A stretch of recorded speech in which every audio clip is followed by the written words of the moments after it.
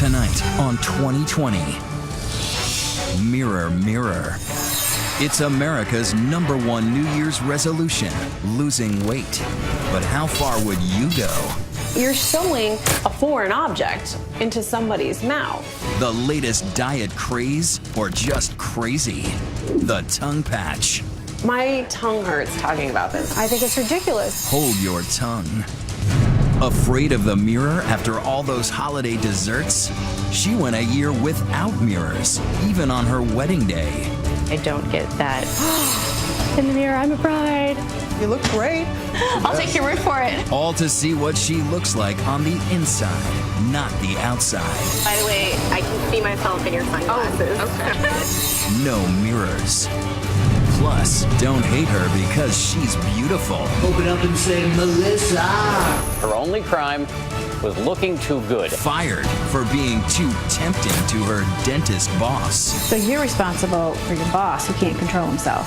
Too hot to work? Tonight, diets, resolutions, and everything you need to look in the mirror, mirror.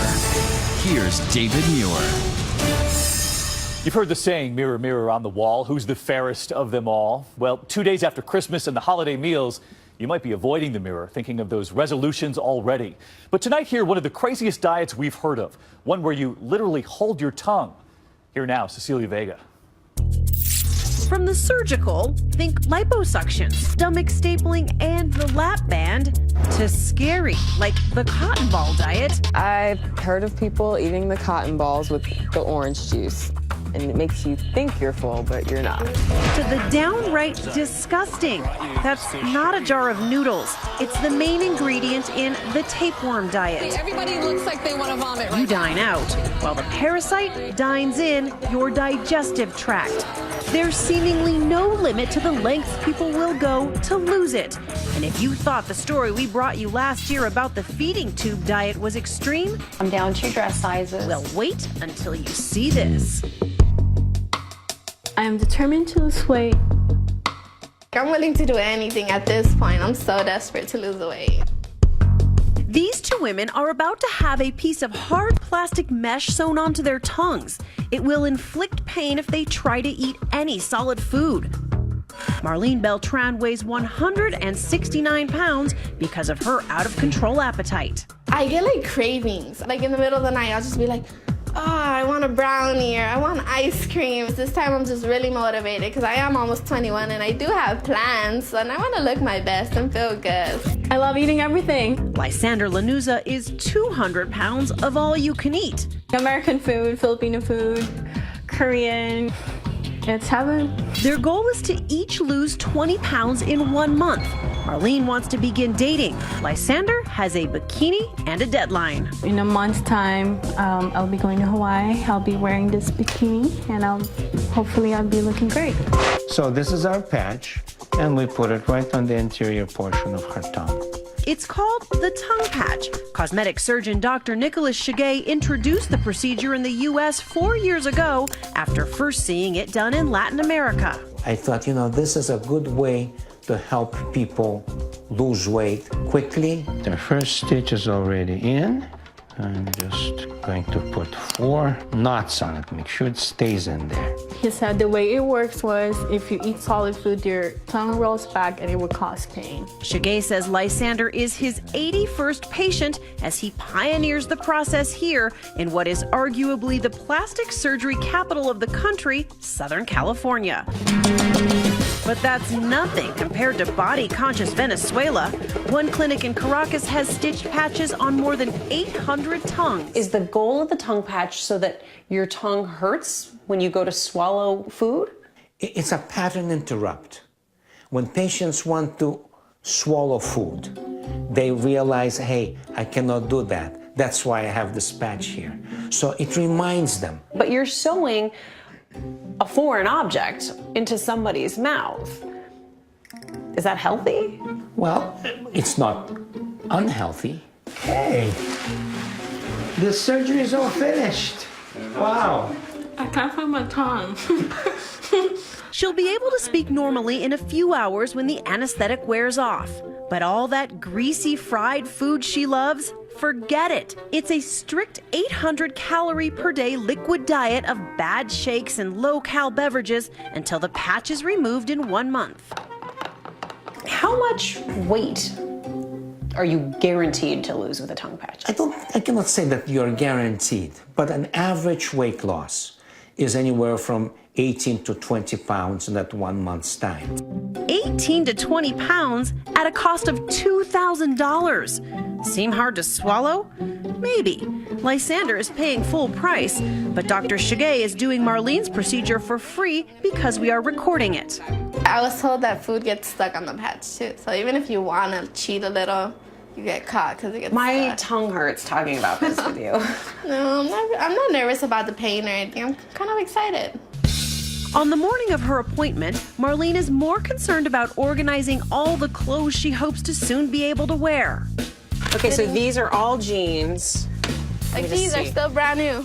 They have the tags on. Did you buy them thinking you were going to fit into these at some point? Yeah, I did, and then once they didn't fit, I was just like, oh, I'll lose the weight and I'll fit into them. That never happened. You ready? All right. Stick your tongue out for us. Good. Perfect. Dr. Shige reminds her that as of now, she's on that same low-calorie liquid diet. And 3 times a day, you start taking that, okay? And no cheating. Okay, no Twinkies. After only 10 minutes, the patch is in place. Good girl. All done. What's it feel like? I can't talk. That seemed pretty easy. It was quick. You don't feel it. You don't feel it. Have you ever received any flack from colleagues in the medical community for this? No, I haven't. Dr. Shige, meet Dr. Christine Petty. I think it's ridiculous. And Dr. Rob Huizenga. I think it's a barbaric procedure. She's also a plastic surgeon. I could never advise a procedure that would cause a patient pain. Pain is not a good thing for anybody. Start today. Better known as Dr. H, he specializes in long-term weight loss, spending 14 seasons as an expert on The Biggest Loser. This is so primitive an approach. You could hire somebody to hold a gun next to your head and threaten to shoot you every time you eat. You could have somebody with a hammer hit you over the head every time you threaten to have something to eat. Would you do this on your own body? I would. You haven't done it on any of your family members, have you? Well, so far, no volunteers. When we come back, what is it like living with a mesh patch stitched to your tongue? 30 days on America's most extreme diet. And I want a burger really bad, a cheeseburger. Will one of these women wish they had never done it? I don't care if it's a bite, I just want a burger. And will the weight come off? Stay with us. The results may surprise you.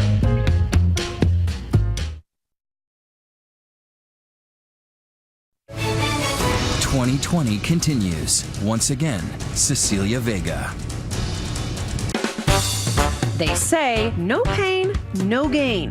But this is turning that phrase on its tongue. 2 overweight women who can't control their eating, going to extremes to lose weight fast. A stiff plastic patch stitched right to their tongues will inflict a sharp pain if they try to eat any solid food. How do you feel? I feel good. My tongue is so swollen. I can't talk. It doesn't fit me anymore. Lysander Lanuza I'm a sucker for fried tacos. and Marlene Beltran each hope to drop 20 pounds in 30 days. After you get this tongue patch, you'll be able to wear these shorts? Yeah. Tracking the difficult diet in video diaries along the way. For Lysander, day 1 brings an immediate challenge. This is what my mom cooked for breakfast, which I obviously can't eat. Instead, I'm actually doing my workout right now. she cheerfully begins the requisite 45-minute daily exercise routine. But Lysander's social life is all about food. And day 1 brings another temptation. So this is my first dinner out with my friends. She sips iced tea while her friends gorge on a buffet. Yummy. So today's Father's Day. This is what we have served at the table. Barbecue. Fish. I cannot eat any of that. All I can eat is this. This is some Diet Pepsi. So far, so good. Okay, sugar scale, I lost 3 pounds. But across town, Marlene has a craving for just about everything. It's crazy because I don't like beans. Never liked them, won't eat them. But today, just looking at my mom eat beans made my mouth water. By day 5, this food junkie has a bad need for a fix. Lately, I've been craving an In-N-Out burger, like, really bad.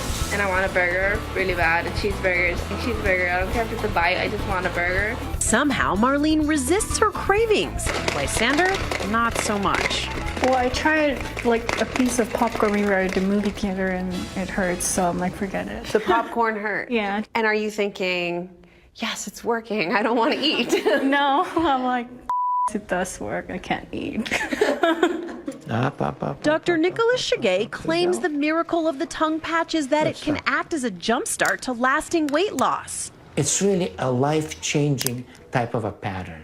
And it takes about 30 days to change a habit. A small patch that can be life-changing. Life-changing, exactly. If I could say one thing, it's that the whole concept of jumpstart is absurd. Weight loss expert Dr. Rob Huizenga points to studies that show how most extreme dieters who lose weight rapidly eventually gain it all back and more. There's not one scintilla of hope or evidence that putting a patch on your tongue and not being able to eat for a month is going to have any effect on you at 1 year or 2 years or 3 years. Dr. Shigay's son and partner, Dr. Paul Shigay, did a study that claims 70% of their patients lost an average of 16 pounds and kept it off for 8 months. The American Journal of Cosmetic Surgery has approved his findings for publication. Marlene doesn't need a study to convince her. She's getting all the data she needs from her bathroom scales as the pounds fall away. My double chin isn't as bad as it used to be. My arms are a lot thinner. Lysander is also watching the pounds melt away. So far, probably lost 15, 16 pounds. I'm getting a lot more attention from guys, which is nice. I'm like, it's attention I'm not used to, so I'm still adjusting to it. That doesn't hurt, does it? Finally, Liberation Day. That's it. I feel liberating. Yes, isn't that liberating? Now, that wasn't so bad, huh? No, you don't even feel it. The final tally, Marlene loses 18 pounds. Remember those skinny jeans she couldn't wear before? Now they're kind of big on me. Lysander loses 23 pounds. And that bikini she wouldn't dare try on before? Aloha, Lysander. Once they take the patch off, we put them on a boot camp diet. It's a strict diet for another month. And then I prepare them for the regular maintenance diet that they'll stay on for the rest of their lives. Or not. As hard as it was to live with the tongue patch, will it be even harder to keep the weight off without it? I was sad the patch was coming off just because I felt like the hard part began. Like, now I'm on my own. Really, I don't want to go through that again. It was really hard for me. I agree to the fact that it is really an extreme measure of losing weight. You do think it's extreme? Yes, I do. Is it crazy? Yes, I think it is. I mean, comparable to the other diets that I know, yes, it is. Clearly, Lysander, who paid $2,000 for her tongue patch, is not nearly as happy as the person who got it for free, Marlene. It wasn't bad. Look at you, you're smiling.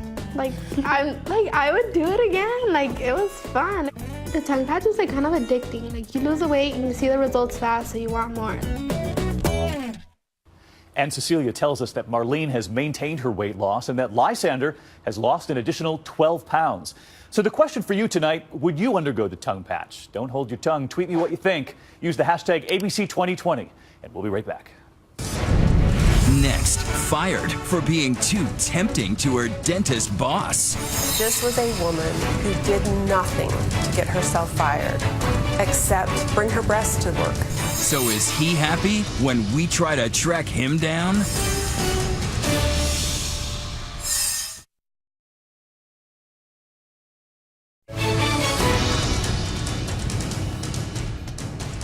After all those holiday desserts, perhaps the dentist is now in your future. But what happens when that dentist isn't focused on your teeth, but the dental assistant across from him? Here's Paula Ferris. Well, the cat's out of the bag. The beautiful get all the breaks. The pretty get all the perks. And the gorgeous get all the gigs. Look at the waitresses. Yeah? It really ticked off Elaine in this classic Seinfeld episode when she thought this diner would only hire well-endowed waitresses. You know what? That's discriminatory. Turns out it wasn't lookism, it was nepotism. They're my daughters. But beauty bias can cut both ways. I'm Melissa Nelson. I was fired because my boss thought I was too attractive. Which brings us to Fort Dodge, Iowa, and their Fields of Opportunities, America's heartland for some twisted matters of the heart. All she ever wanted to do was be a dental assistant. Steve is Melissa's high school sweetheart. They're married with 2 young children. She wanted to work for Dr. Knight's office, so she job shadowed there. She got a job there, and everything fell into place. She loved her job. 34-year-old Melissa was the dental assistant for Dr. James Knight. By the dentist's side, 8 hours a day for a decade. It was a fun working environment. How did you view Dr. Knight? I viewed him as a father figure, as a dad. He was your mentor, right? Very much so. How close did the two of you get? When we had both of our kids, his family came and visited him in the hospital. Melissa says it was all a gas until the doc started pulling more than teeth. Once he hit 50, she says he was working out, pumping iron, and getting buff. He became more confident and more outgoing. Do you think he was going through a midlife crisis? That's the only thing I could come up with. The two had a friendly relationship, trading personal text messages during off hours. But then Melissa says it went from cordial to creepy. He would ask me about my personal life. He would ask me how often I would have sex. And Melissa says when she answered and implied not that often, the dentist offered this artful analogy. That's like having a Lamborghini in the garage and never driving it. And he warned his mentee, if you see my pants bulging, you'll know your clothes are too revealing. This was Melissa's standard issue scrub suit uniform, and occasionally on humid days, her lab coat was removed, revealing her 5'1" frame and a simple crew neck t-shirt. See if this thing's working. Oh my God. Oh, I'm sorry. I'm a squirter, Dale. It seemed to us strikingly similar to this scene from the movie Horrible Bosses. Ooh, Shabbat Shalom. Somebody's circumcised. Did you flirt with him? No. So there's no attraction? Absolutely not. Did you do anything to lead him on? Never. You must have done something. I don't know what. I showed up for work every day. Melissa says she brushed off her boss's comments for 6 months, hoping they would stop. But things came to a head when there was an exchange during non-business hours. The dentist's wife caught them texting each other while he was on vacation and made sure it would end. His wife came in with a purple folder and just sat it on his desk and walked out without saying anything. Thus began a day at this dentist's office with more discomfort than a string of scheduled root canals. Talk about intervention. Dr. Knight even brought in his local pastor. I found out later that it was his minister from church. It's his pastor, it's you, and it's Dr. your boss. Yes, the three of us sitting in an office. Did you think, what the heck is going on? Absolutely. I had no idea why I was in there. And in that purple folder, a pink slip. Dr. Knight said I couldn't work in the office because he was becoming attracted to me and not able to focus on his family and his family life. What was your reaction to this? He can't control himself? I instantly broke down in tears. All I remember is just sitting there and not able to get up, telling him that I love my job. Melissa's husband rushed to the dentist's office. I said, what's going on? Is there a mistake? He said, I've got feelings for your wife and it's affecting my family. And he felt the best option to save his marriage was to terminate Missy, as he saw her as a threat. He told me several times that, he said, I want you to know, Steve, that your wife has done nothing wrong. When he said he didn't feel like he could control himself and that an affair might start down the road, What was your reaction? I'm like, that's absurd. Why would those thoughts even cross his mind? This is my wife. Why is he thinking of her as an object? And it infuriated me. Now, Dr. Knight offered Melissa a month's severance for 10 years of stellar work, but Melissa vowed to fight tooth and nail. The good news for the court is this might be the easiest case that you have all year. When we come back, how Melissa decided to retaliate in a court of law. This was a woman who did nothing to get herself fired except, bring her breasts to work. The dentist's surprising defense, and as an orthodontist might say, brace yourself, because you may not believe where else she took her case. Open up and say, Melissa. Stay with us.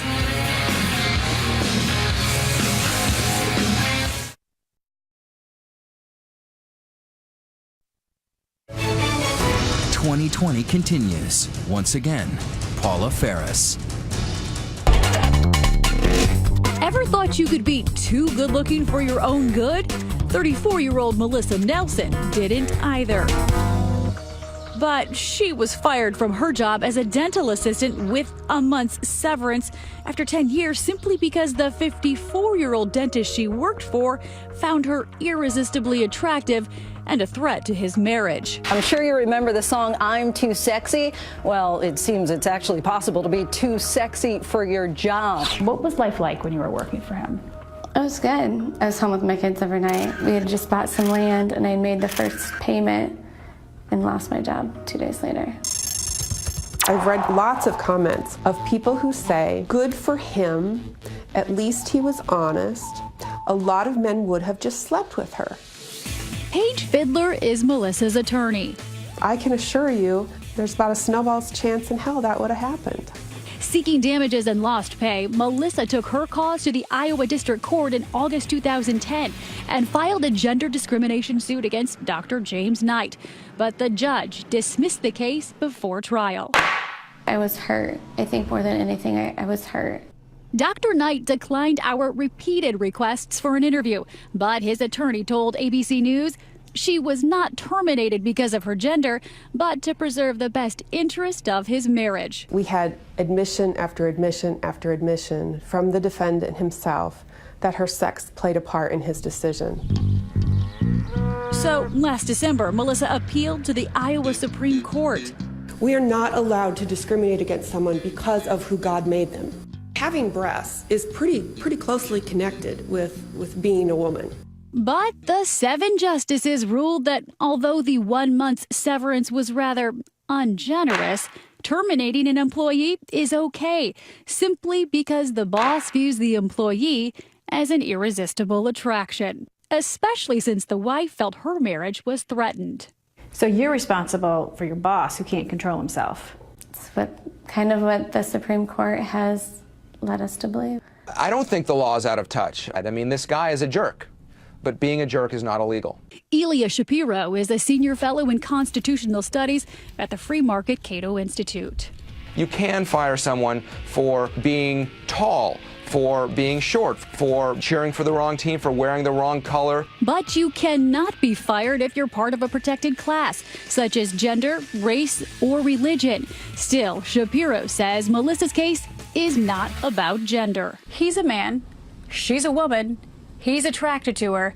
How is it not a gender issue? She was fired because he felt that their relationship was affecting his marriage. All he had to do was control himself. How hard could that be? Well, he feared that if he kept her on, then he might start harassing her. He might start harassing her? He said, how often do you have orgasms? And if you see a bulge in my pants, it's because your clothes are too tight. Well, it's inappropriate, but she didn't complain. The court agreed, but in the court of public opinion, the ruling surprised and stung. Her only crime was looking too good. Bosses can legally fire any employee they see as an irresistible attraction. If a man is saying that a woman is so irresistible that he's afraid he will sexually offend against her, what does that say about women in the military? What does that say about about equality in any workplace.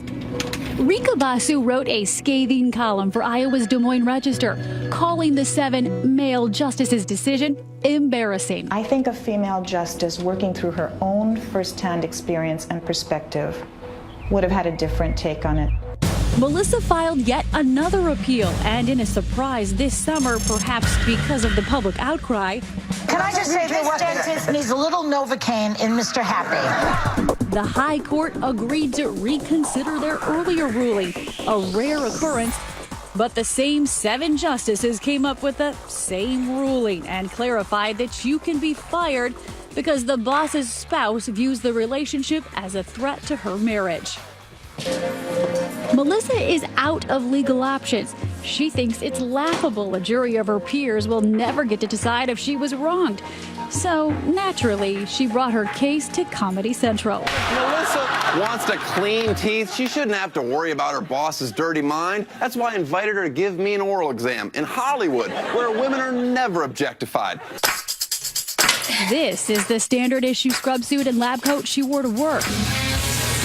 But this is the outfit she wore on Tosh.0. Dancers come on the stage, open up and say, Melissa.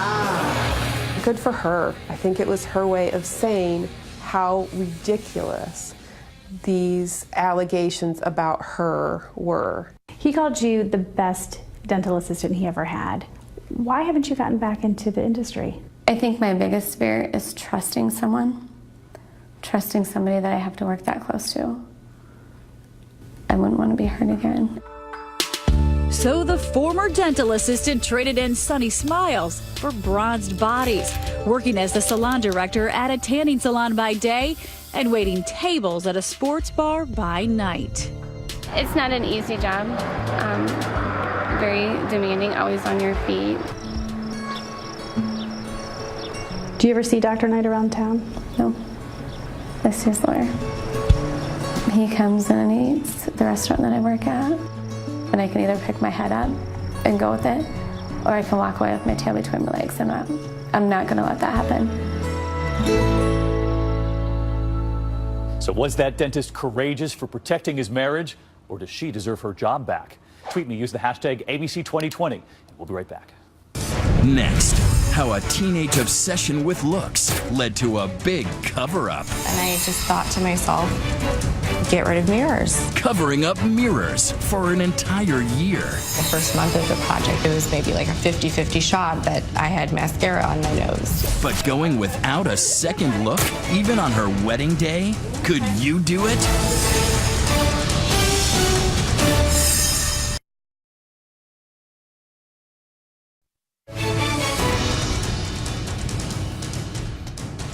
If you've been staying away from the mirror, giving yourself a bit of a break after those holiday meals, the get-togethers, perhaps you're onto something. Tonight, the woman who gave up looking in the mirror for an entire year, Robin Roberts, with a real eye-opener. All right, I'm gonna get up. 29-year-old Kirsten Grise is living her life mirror-free. Her mornings begin with a typical teeth brushing, but a curtain obscures the view. Makeup is applied by instinct alone. That's pretty much it. Driving to work requires quick glances in the mirrors, but peeking at her own face is not allowed. I just put a Post-it note over it as a reminder. In a world obsessed with image, Kirsten is obsessed with its opposite. She's decided not to look into a mirror, not for a day, not a month, but for an entire year. I gotta say, it takes a little nerve. You're on national television, and you have not looked in a mirror.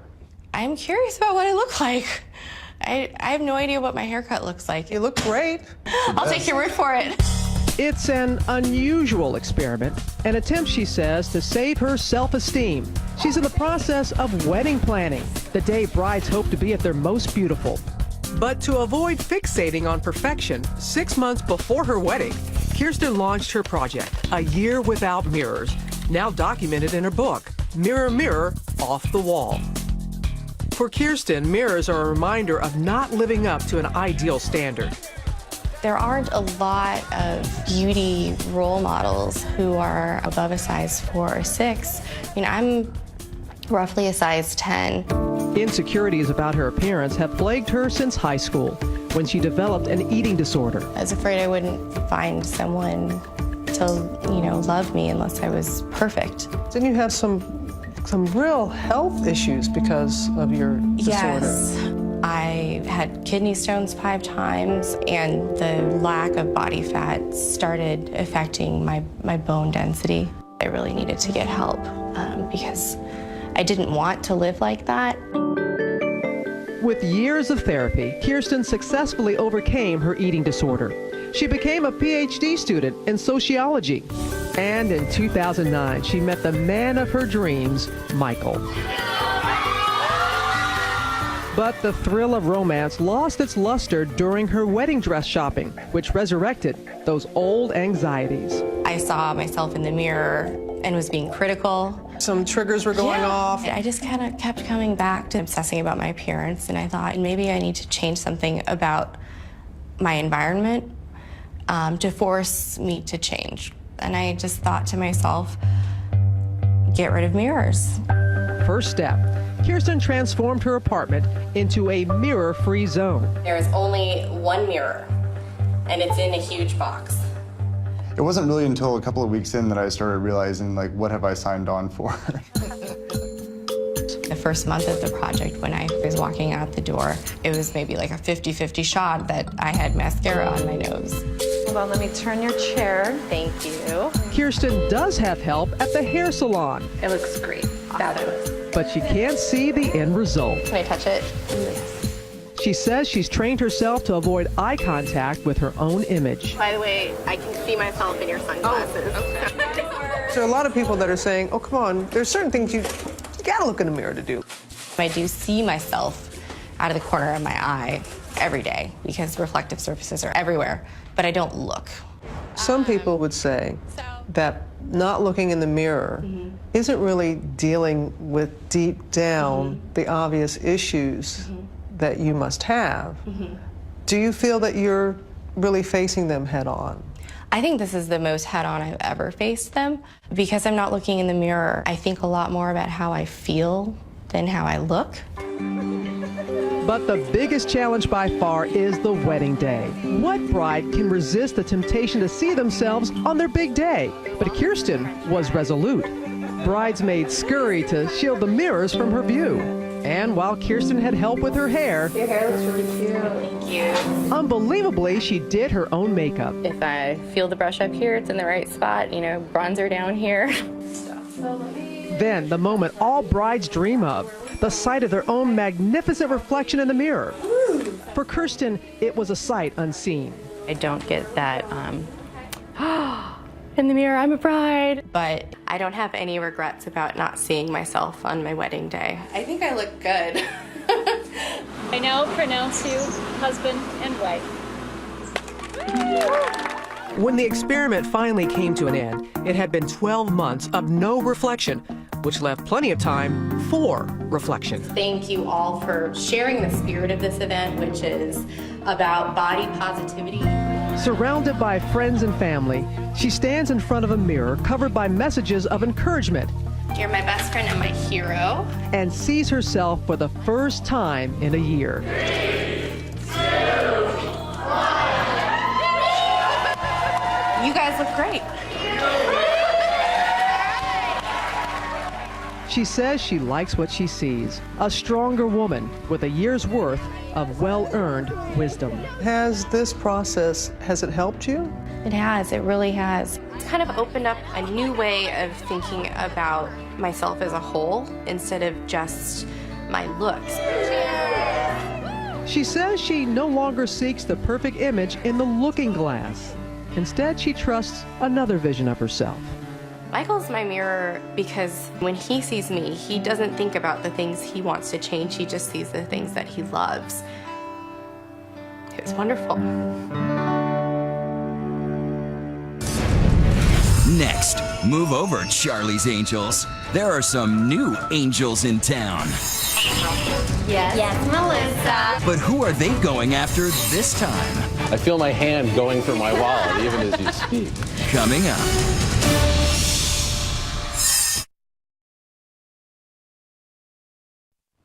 'Tis the season for holiday giving, so many worthy charities in this country. But what happens when there's giving fatigue?